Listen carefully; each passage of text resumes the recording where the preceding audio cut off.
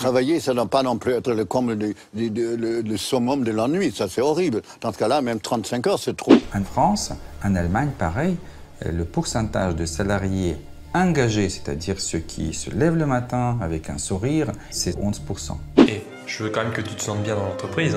Cependant, il est strictement interdit de parler aux autres employés, utiliser l'imprimante, je préfère que tu recopies les documents à la main, utiliser les toilettes, ça c'est réservé aux gens qui sont en CDI, les fautes d'orthographe dans un mail, c'est 10 coups de fouet. La pièce jointe oubliée, c'est 3 jours de cachot. Si t'es en retard une fois, c'est un avertissement, si t'es en retard une deuxième fois, t'es brûlé au milieu de l'open space. Alors, une entreprise libérée, c'est quoi?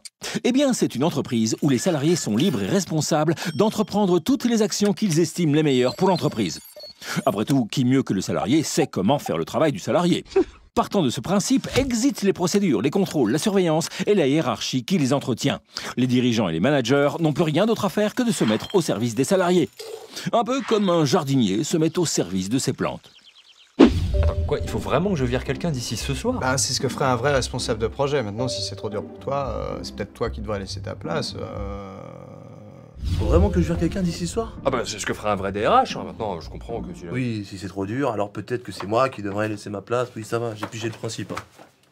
J'ai tendance à pas me mettre assez parfois en avant. C'est un manque de confiance en soi, vraiment.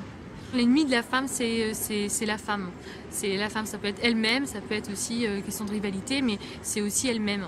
Aurélie a toujours su qu'elle avait autant sa place que les hommes. Pourtant, certains n'ont pas hésité à lui dire qu'elle serait mieux dans une cuisine. Au départ, forcément, ils testent toujours un petit peu, ils essayent de savoir où c'est qu'ils peuvent lancer des petits pics, etc. Beau CV quand même. C'est rare pour un mec. Salut ma cocotte. Dis-moi mon poussin. Attends. Tu m'as déjà vu picorer des graines les fesses en l'air? Bah non. Et ben voilà, donc t'arrêtes avec tes surnoms pourris. Sinon, pour rester dans le vocabulaire de la basse-cour, je vais t'appeler gros porc. Mais ce qui pose problème, ce sont les écarts de salaire. À travail et compétences égales, il y a presque 20% de différence dans la rémunération, que ce soit dans le secteur public ou dans le privé. Un écart qui peine à se réduire. Prends ton téléphone et appelle le bistrot. On te promet de ne pas t'assommer, mais tu ne paieras pas le déplacement. Mais par contre pour ta chaudière, ça sera le remplacement. Hey, le son du bistrot, pétez les watts, c'est le son des blondes.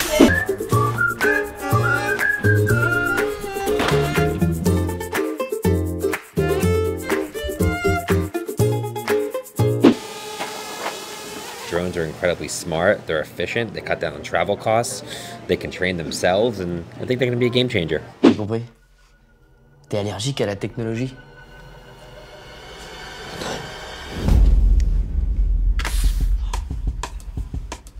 Arthur, c'est quoi ces histoires? Ah non, mais en fait, je peux plus toucher d'ordinateur, monsieur. Si vous voulez un jour de congé, il suffit de le demander gentiment. Pas la peine de faire le fou. Ah non, mais c'est sérieux, hein, regardez. Ah, ça vous dérange pas de décrocher pour moi?